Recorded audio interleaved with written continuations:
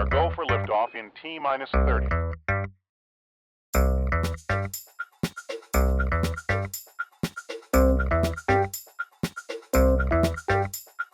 Please stand by.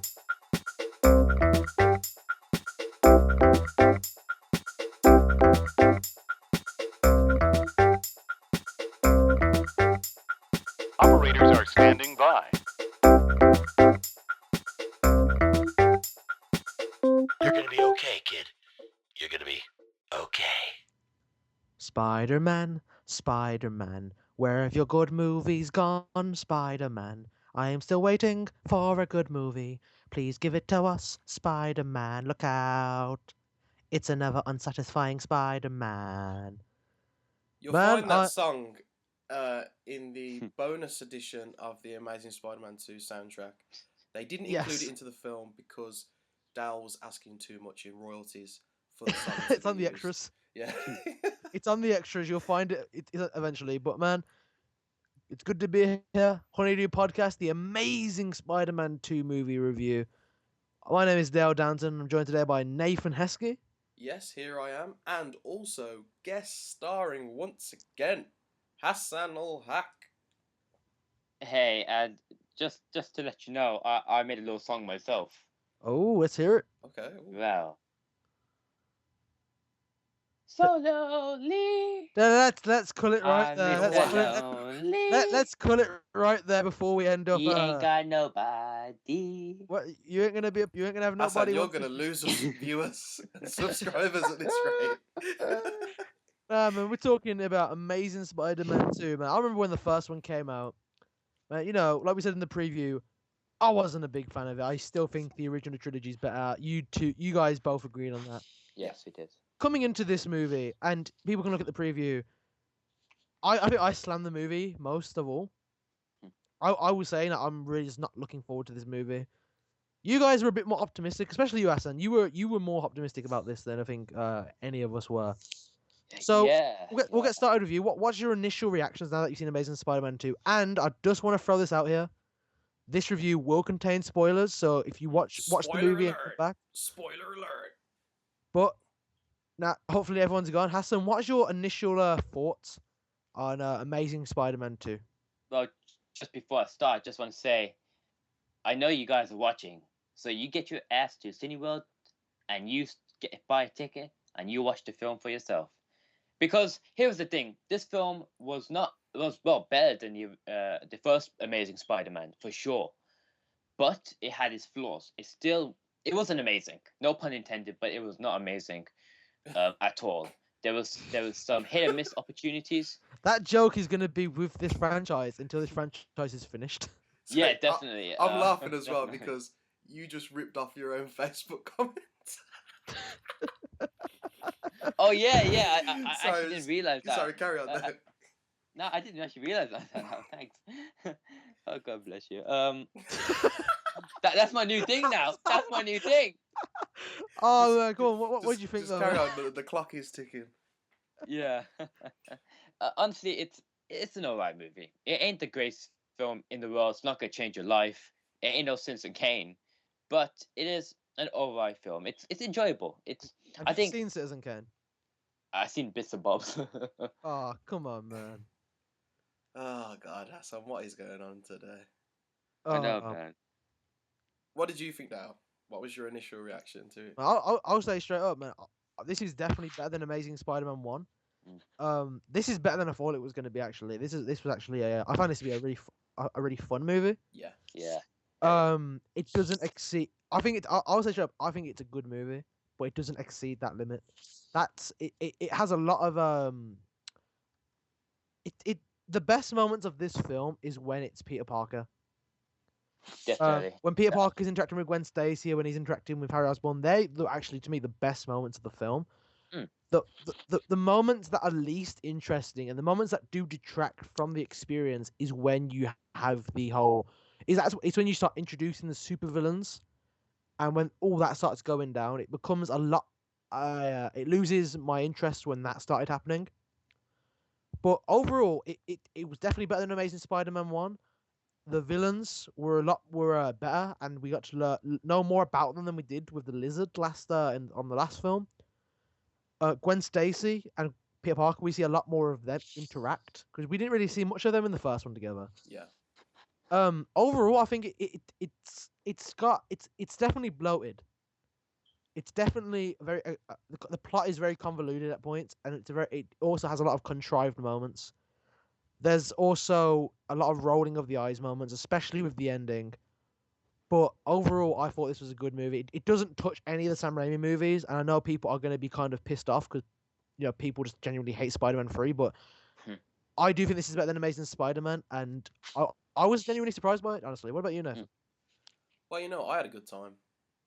I actually did. I wasn't expecting to be entertained as I was while watching this movie. And like I said in the pre-reaction video, I weren't really bothered. I just wanted to, you know, just see a good film, I guess, at the end of the day. But they did step up their game. I'm not trying to say like they went the mile on this one. They didn't, but it's a hell of a lot better than the first one. Yeah, There's more interesting villains. And there's a bit more of a better backstory to them, and they missed out on that with the lizard, because that's one thing that always annoyed me, was not introducing the lizard's family, because that plays a part in the comics and whatnot. But yeah, man, I thought this was really good. I mean, the acting was a hell of a lot better than the first one. Andrew Garfield stepped up his game. Yeah, he was really the star of the show, to be honest with you. It seemed like, he really did. He went for it in this one. It seemed like he looked back at his performance in the first one and says, "Okay, now I've got to show people what I can really do." And I think got to show doubters. Yeah, definitely. And I was one of those doubters. Yeah, definitely. I think he definitely proved me wrong. Yeah, he upped his ante, and kudos for him. So did everyone else, though. Even Sally Field upped the game. Emma Stone did. No, definitely. They were all good. I mean, especially those moments with Sally Field where she just battered it out of the park. There was these little moments in the film where I did get a little bit emotional. But I think it was more because it wasn't about this film making me emotional. It was more because I'm connected to them characters. Mm-hmm. That's what it was. It wasn't really about this film. You feel for them. You understand what they go through. Because you know Peter Parker's character. Yeah, definitely. He was the guy that was raised by his aunt and uncle. Mm-hmm. His parents weren't with him his entire life, so you feel for Peter, and you feel for Aunt May, because she's basically, she doesn't know the truth. That's the thing. She doesn't know that Richard, I don't know the wife's name, were actually doing something good, but her and Uncle Ben were taught a lie. So you really do. Wait, definitely. Yeah. I'll say one thing that I'd learned, especially after watching this movie. It's very easy to compare. And I've done it before. I think you've done it. I think when you look at this movie, then look at the originals, the original trilogy. I think the big difference in between them is the original trilogy was more of a grounded trilogy. I'd say it didn't have a big overall universe. These Maze Runner films, they do feel like comic book movies. You have your over the top looking villains, your over the top story arcs, the story arcs that you would only see in a comic book movie. But you know what? I overall, I think this film kind of makes me like the franchise a little bit more, because it shows me that we ain't gonna get that grounded Spider-Man films we got in before, and I know that's something that kind of bothered me because I find it hard to accept that. But these movies are very much comic book movies, and they do what they set out to do really well. And you're asking, there are a few problems that go along with this film. It's definitely not a perfect movie. It's definitely not up there with the likes of Captain America and other superhero movies we've had recently. But it's easily better than some of the ones we've had recently. It's better than Iron Man 3. It's better than For the Dark World. It's up there with the Wolverine and films like that. Films which I thought were really good. The only points that let me down a bit was, I think, the score, the soundtrack. I know, Nathan, you didn't have much of a problem with this. Hans Zimmer's been worse than this. He's been worse than this, but I think Hans Zimmer took away a lot of emotion from scenes by having just the wrong sort of music going, and creating the wrong cut of atmosphere. Also, music when it wasn't really needed as well. I think sometimes. But no, I know what you're saying. I mean, especially there's a scene in this film with Electro when he's at Ravencroft, and they use classical music, and then they like remix it with dubstep. and it's like Mm. Oh yeah, it just doesn't work. That- I that- understand what they was trying to do, but it just doesn't work. that ain't no club music. That is. Let's just say that now. But I love how Nathan actually made a point the other day on the preview about Electro making his own music, and he actually did during this movie. Oh yeah, he did. Oh, I, yeah. I don't know how you foresaw that coming, but that was a smart prediction. But another thing that there was a little element which took me out of this film as well, which was not a lot, not as much, but there was a huge, a little bit of a comedy element in this film, which was very hit and miss. Yeah. Definitely wasn't as It was, yeah. horrible. It definitely wasn't as horrible and as painfully stupid as it was in For the Dark World, No. and to a lesser extent Iron Man 3. But there was a lot of scenes that happen, and you just it kind Yeah. of takes you out of the experience, and it comes off as more stupid. It's They're it's more of a funny. it's more of a mixed bag. It's like, yeah, you laugh, but at the same time you're like, yeah, that ain't Yeah. funny. There You are know? some genuinely funny scenes though. There is some funny scenes, yeah, definitely. But what did you guys think about the villains? Because we had 3 villains in this technically. We had Rhino, Electro, and Harry Osborn as Green Goblin. What did you guys think of the villains? And did it feel bloated in a similar way that Spider-Man 3 did, or how did that all work out for you guys? It's okay if I take this. Yeah, Take it go away. for it. Yeah, you got the 3 amigos basically, but I think Jamie Foxx did a pretty decent job as Yes. Electro. You when you saw his like how he liked Spider-Man, he wanted to be Love in a sense, Spider-Man.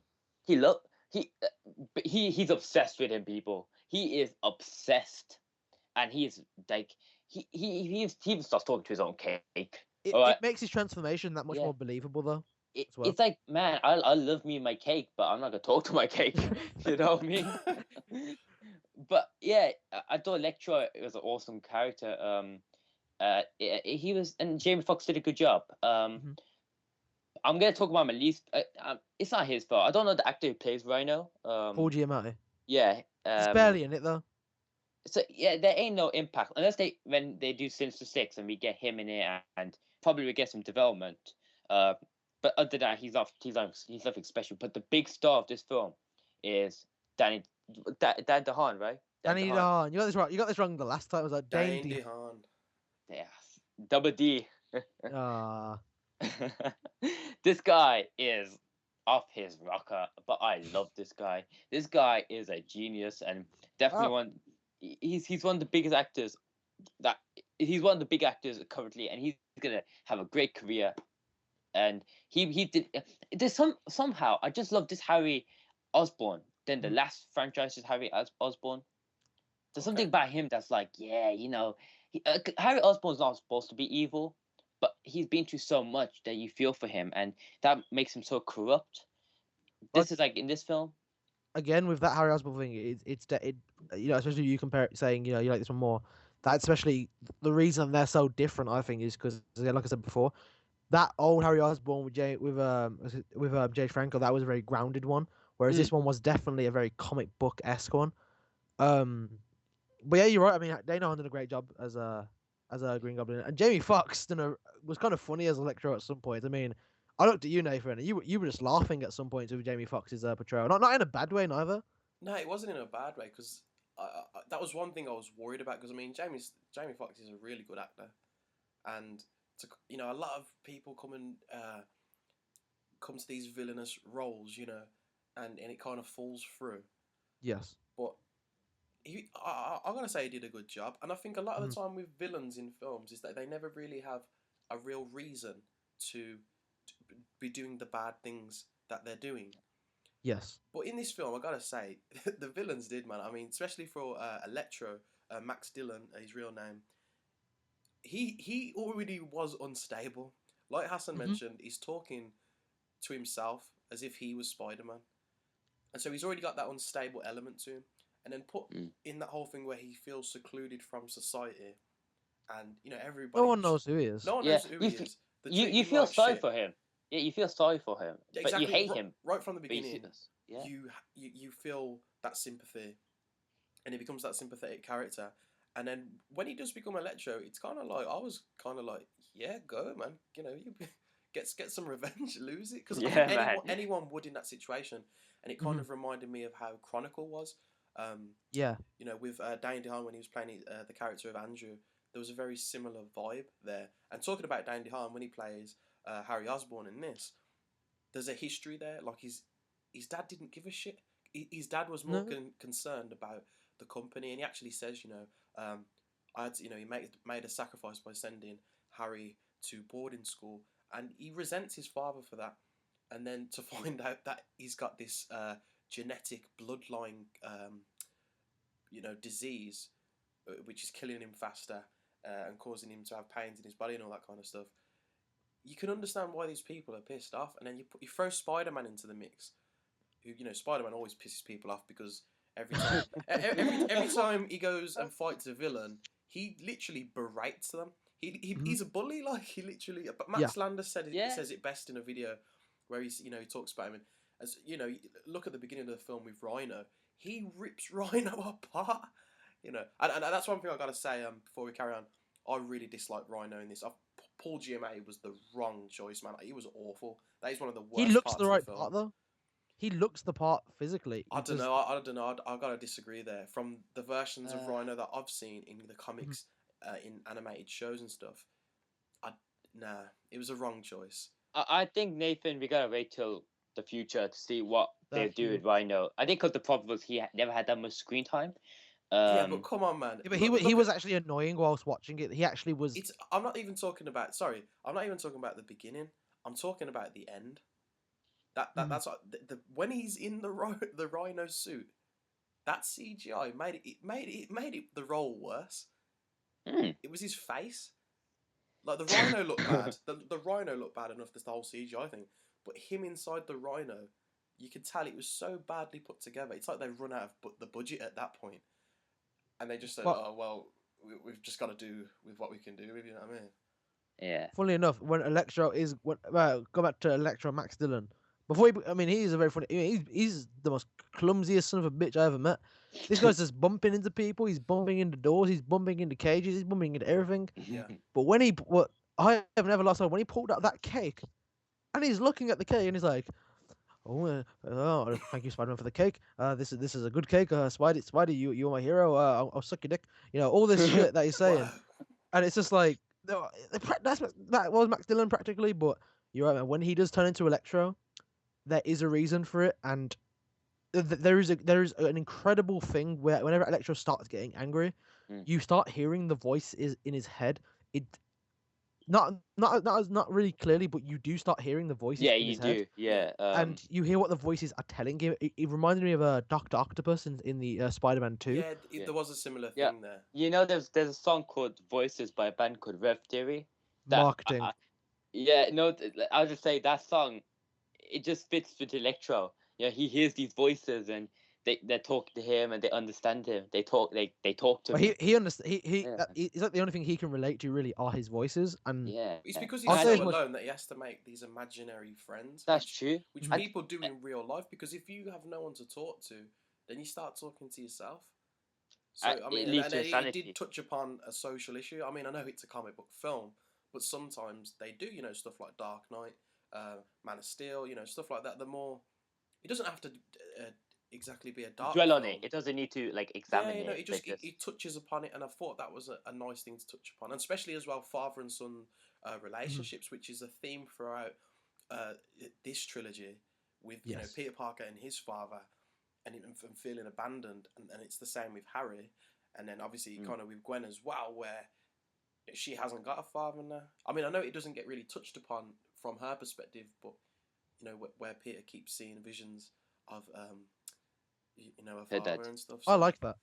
It worked well. It really. I like that aspect of it because it keeps Amazing. Not only just keep Amazing Spider-Man being relevant, but also it shows that these films, it kind of shows growth for Peter Parker as a character. I mean, I found him much more likable in this movie, surprisingly, because he's more arrogant as well. Yeah. I just found him more of a real person than he was in Amazing Spider-Man. In Amazing Spider-Man, he was a caricature, but in this, he does feel like a normal character. He doesn't feel like an architect of a character like he was in the original. And again, that is complemented by Andrew Garfield's performance, which, I mean, he really stepped it up. He was really wooden in the first one, but he did have a lot of charm, a lot of charisma in this film. I think it's because of the whole pressure, and I think it wasn't just him that was wooden in that first film. Mark Webb's directing was as well. And I It feel was in nice, this wasn't second film, Mark Webb, he kind of got a bit more relaxed. The pressure wasn't as on as much, and he was given a bit more freedom, because there was a Mhm. lot more. There was shots in this film that were a lot more independent, like Yeah. that kind of that feel, and it kind of took me back. I was sitting there and I was thinking, oh yeah, this is kind of what he did in 500 Days of Summer. Especially with the That kind of Parker and thing. Gwen Stacy moments. Yeah, exactly. He wasn't trying to copy someone else's. Because I remember before when they was talking about it, he was looking at Judd Apatow's style of romantic relationships in his Oh, films, yeah. and he was trying to copy that, you know. Mhm. But it's good that he actually kind of put Yeah. more of himself into this I film. think Mark Webb just thought, Amazing Spider-Man, the first one was made because obviously they keep the rights, as I Yeah, said yeah. in the first video. So this one, I feel like he knows that, hey, listen, we're gonna make a sequel. He doesn't feel like the studio's on his ass this time. He feels like, yeah, you know what, He's got more I'm gonna creative write. freedom. Yeah, he's got this. He knows what he's writing. He knows the ideas. He knows the themes. He knows Yes, what he's yes. doing. And I haven't seen what was the film 500 Days of Summer. Yes. I haven't seen it, but I put a lot of positives. And this movie isn't the greatest movie in the world. It's not great, but it's definitely an improvement. And I'm looking forward to if he makes the third one, if he's on board for the third one. He is on board for He's the on third one. board, yeah. Yeah. But I'm actually looking forward to what he does, and hopefully it will be amazing. No pun intended. Well, that was a pun. Yeah. There was no getting around that. But you know what? Honestly, and this is where we're gonna kind of get into more of the quickly get into like a spoiler territory. Yes, Because- this territory. So it's a warning once again. Yeah, once Yeah. again, If you don't For want to you. know things that happen, just stop the video here, watch the Mhm. film, and come Mhm. back and pick up where you left off. At Cineworld, well, yeah, by wow. 5 ways. Well, taking. Well, I don't think all of our viewers are from Birmingham, but Oh. I've got a friend. I've got a friend out there. I mean, once again, there were a lot of them eye-rolling moments, like the moments contrived, but Yeah. I actually like the way this film opens up its own world. It doesn't do it as well as like films like Captain America did, but Mm. this film opened the world up enough to where I can't see the next film being. The next film really has to be better than this because Yes. this film opened it up and opened up a new character arc. And I think we should just get into the meat of it right now. The Gwen Stacy. I Yeah. said in the preview, if she's gonna go, we have to start liking her and getting to know her more, and we did that. Yep. We started to get to know her more. I really liked Gwen Stacy in this. The best parts of this film were between Gwen Stacy and Peter Parker. Definitely. I think. Because the relationship was more believable. Mhm. And you Yeah. actually started to care for her. Yeah, and you actually like her. You actually Yes, like, yeah. Yeah. she's very likable. And I give Emma Stone a credit for doing a great job playing Gwen Stacy. Since this is like spoiler time, yeah, she does die, people. And the death is very emotional. I liked how, I don't know if you guys realized this, when Spider-Man shot one of the spider webs, it looked like a hand. Yeah, no, that was Reaching purposely out. done. And That was that nice. That was. That was amazing. at I thought it was first I awesome. didn't like it. I thought, oh, that's a bit corny. And then I was It's a like, bit heavy-handed. I can let it go. And then she died. I was like, whoa, that's heavy. I knew it was coming. I think- Not from the pre-release material, but simply because when they brought up the whole aspect of, as soon as Peter agreed to go to England with her, that's when I knew it was finished. Yeah. But I think the death was handled extremely well. The reason being is when it comes to the actual thing, the clock tower, they tease it so many times. Mhm. There's a lot of scenes when she's falling it and he keeps grabbing her, and repeatedly I'm like, oh, they're gonna do it. Oh, they haven't done it. And when they finally do, and me knowing it was gonna happen does not take away from the actual impact at all. Yeah. When she finally hits, because she doesn't die from whiplash, she smashes her head off the floor. And when and this scene is improved so much more by Andrew Garfield's acting, because when he falls, because they make the case in this film that she's really the only thing that's really holding him together at this point. Mm. And when he's holding her and he's crying, it really became it really felt really emotional. I thought it was handled extremely well. I think in the comic books when she died, Peter had his mask on still because Green Goblin was there, I believe. But you didn't feel he was screaming, "You killed my girlfriend." Yeah. It didn't feel emotional. It was like, oh yeah, he feels more Spider-Man than Peter. Mhm. Here, you see his facial expressions. This is the love of his life. This Yeah. is someone that he loved for more, probably half his life. You know, someone that he knows that can keep him together, and not someone that's, his only thing that's keeping him going. Yeah. So, and even in the end, he comes to her graveyard every season, and he doesn't become Spider-Man for 5 months. He quits. Yeah, pretty much. he's like, screw this, I can't do it anymore because of his girlfriend, and it's emotional. And for comic book fans, this is why I've quickly touched on this, the whole cloning saga, and not Emma, sorry, Gwen Stacy coming back. That's something It's not happening. It's not gonna happen. If the clone saga does happen, that'd be cool, but I'm really, it's not. I don't think she's gonna come back. Her death was such for me a really I think it was good so death. powerful. I think that's like having the Rachel from Dark Knight coming back in Dark Yes, Knight Rises. exactly. It's like, that doesn't change Batman, or that's a good. It retcons the whole thing that Peter Parker's going to be going through in the next film. But what about you, Nev? What did you think of the the way it was handled and the way the death was executed and that? I mean, I knew this was coming since the first film, because they're going through that same kind of first act, second act, third act structure. So I kind of knew that this moment was coming, especially throughout the film. Like you said, they were really building it up with the whole, are they going to be together? Are they not going to be together? And then when it finally goes, look, I love you, and he uses his web on the bridge and all that kind of stuff, and you know that the bad things coming, because when things are too good, it doesn't last that way. Yeah, the shit hits the fan. Really it's almost hard. his fault that she died. No, it is his fault. If he had let her go, then she would have been okay. And you think that adds to the tragedy of it all? You think this is what's going to be developed in the next film? That it's my fault that she's dead.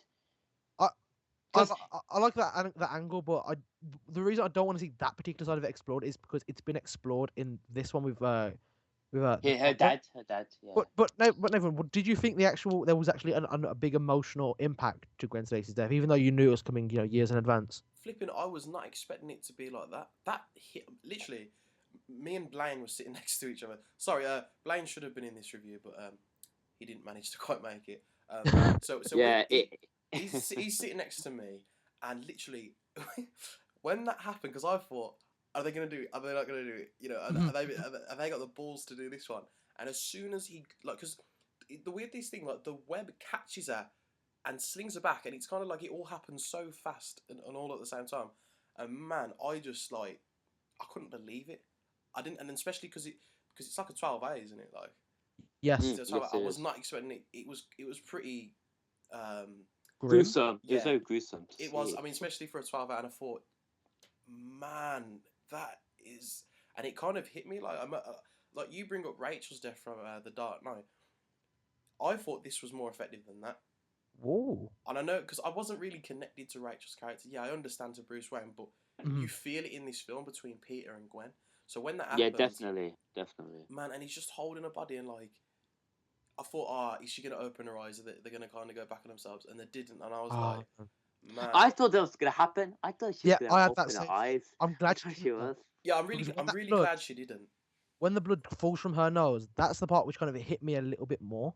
Yeah. Because they didn't get them final words. That usually, in these films, you do get that that kind of stereotypical final word, the cliche.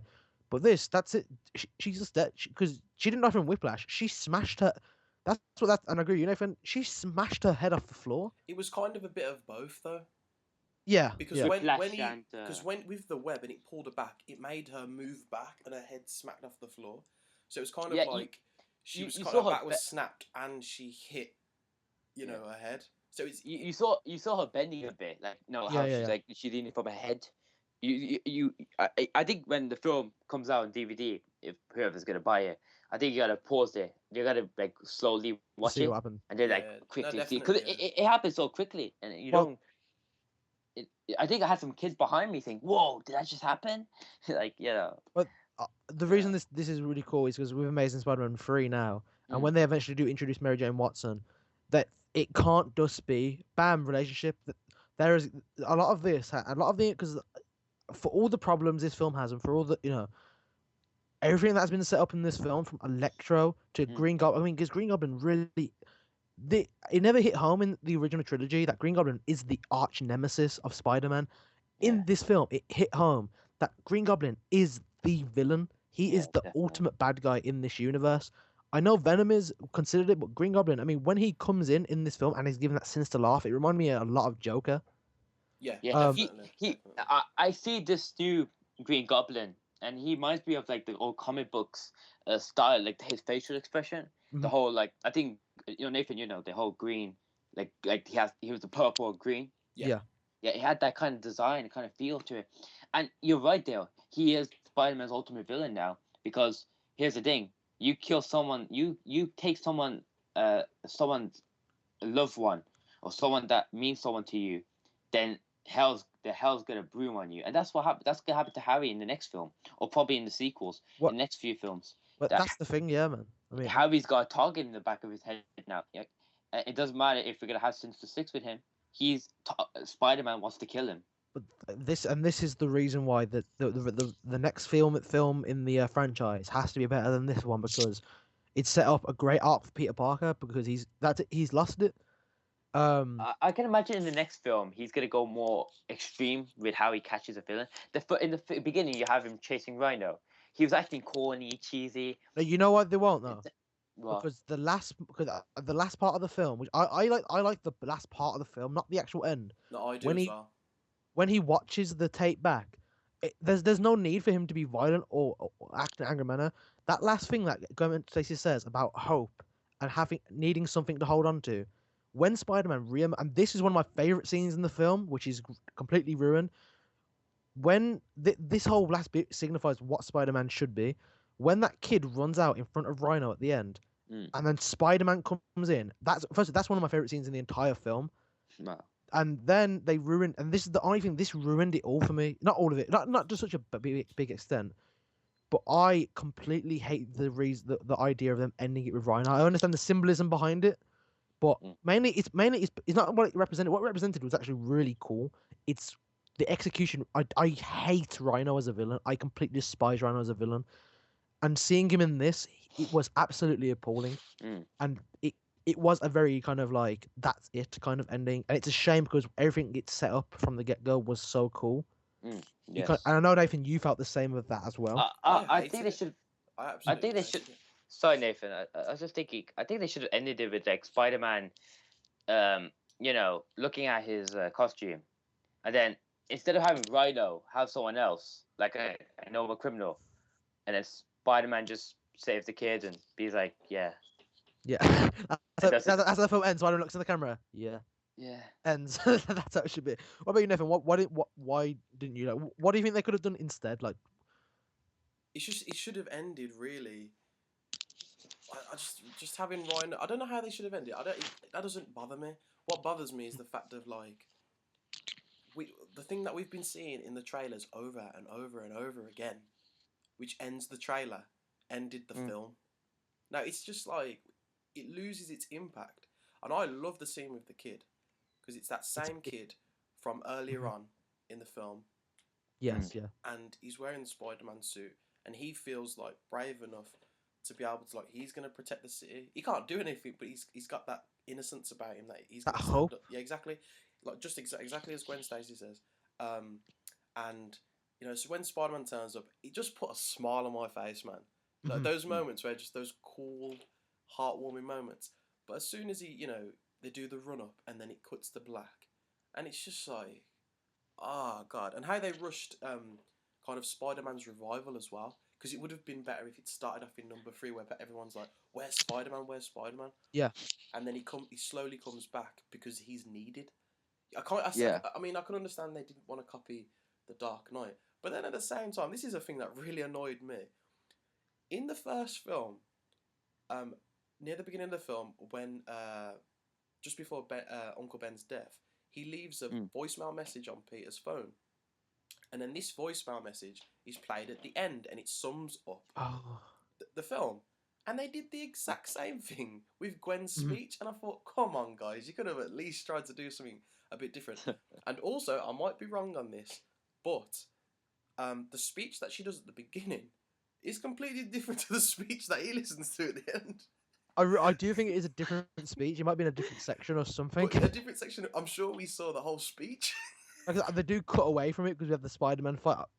I'm hoping they did, because otherwise it's kind of lazy. Yeah, No, it's a good it speech. maybe is, but it just annoyed me that they used that same Mhm. kind of plot device that they used in the first one, because it kind of takes away from the first one now, because it's kind of like, oh, I thought that was supposed to be special, but you use the Mhm. same method in the second film. I thought that was just lazy storytelling. I didn't notice that until now, but I still do like what it's. I think Yeah, I this mean symbolizes. the This meaning symbolizes behind it. this. Yeah, with Yeah, the hope definitely. thing, Yeah. definitely it's cool, but it's just a bit lazy to be completely It is. honest I with think this does it better than Uncle Ben's one did at the end of the first one, though. But personally, anyway, I think this is a much, much, much better film than Amazing Spider-Man. you. Yeah, Mm. definitely. This, I Definitely. really enjoyed this. I would like to. I wouldn't mind seeing it again. For all the bad contrived moments and all them like, oh okay, all the moments we have, there are still a lot of things to like about this movie. Mm. It's definitely got more positive than negatives, and I can't wait to see it again. And I'm really interested to see where the franchise goes next, because really the only place it can go is up at this point, and I'm kind of excited for what comes next. To be honest, I really enjoyed this movie. Yeah. Go out I and see I it. am as well. Like I wasn't beforehand. I wasn't bothered about the Sinister Six film, but with Mhm. what it sets up now, and with the whole Green Goblin thing and setting up the Sinister Six, he's putting this group together. I'm not gonna say I'm excited, but I'm a lot Mhm. more optimistic for Amazing Spider-Man 3 and the Sinister Six film. Um, and also, yeah, like you said, it just comes on leaps and bounds from the first one. And if you like the first one, you're gonna like this one. If you didn't like the first one, give this one a try. It might surprise you like it did me. Mhm. Yes. But we need to wrap up there, as Yeah. the clock has come to an end, I guess. Yeah. Just like in the film. But yeah, you'll get that reference when you watch the movie. This has been the Honeydew Podcast. Give us a like, give us a comment, subscribe. I've been Nathan Heskey. I'm Dale Downton. And I'm Hassan Ul-Haq. Yes, thank you for joining us today, Hassan. Hopefully we get you on for another podcast in the near future. Yeah, definitely. I like doing this stuff. This stuff is awesome. Right, well, guys, thank you for listening and tune in next time. Bye bye. Once more with feeling.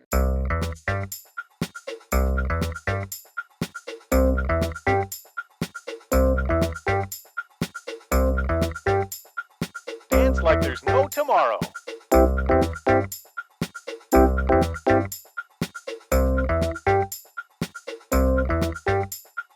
Really, really good.